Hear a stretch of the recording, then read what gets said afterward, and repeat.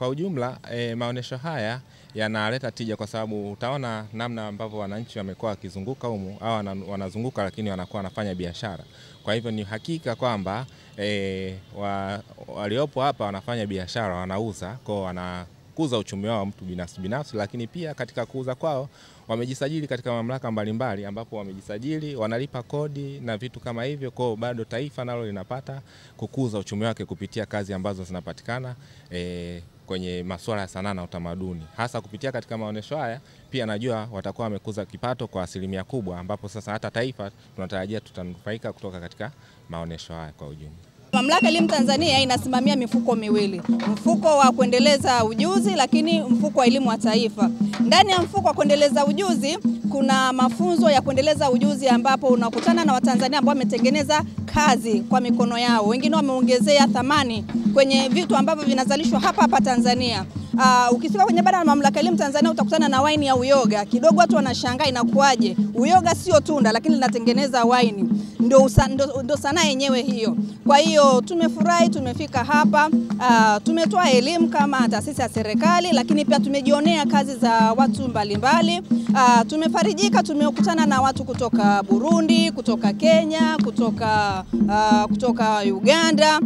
Tumekutana na watu mbalimbali. Kwa hiyo tumejifunza mengi ya kisanii, lakini pia na sisi tumeendelea kuelimisha watu kwenye kazi mbalimbali ambazo zinatekelezwa na serikali ya Jamhuri ya Muungano wa Tanzania. Hizi bidhaa za Kiafrika ni bidhaa nzuri sana. Juu huku kwetu Afrika tunaanza kuzipenda. Juu tunaona wazungu wako watu wa Ulaya wanapenda hizi bidhaa za Afrika, lakini sisi wa Afrika, Warundi, wa Tanzania, wa Rwanda, hii Afrika hatupendi bidhaa zetu. Ndio maana tuliamua kuanza kutengeneza bidhaa za Kiafrika juu tupende vitu vyetu.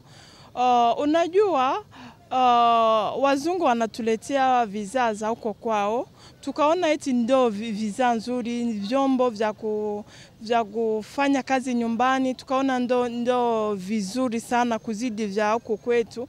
Lakini unajua kule za kutoka Ulaya zinakuja nyingi ni plastic, lakini hizi zetu ni bidhaa tunatengeneza kwa hizi materials za hapa kwetu, kwa ya majani ya huko kwetu.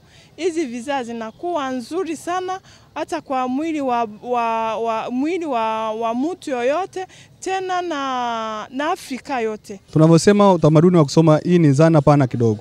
Inachangiwa na mambo mengi.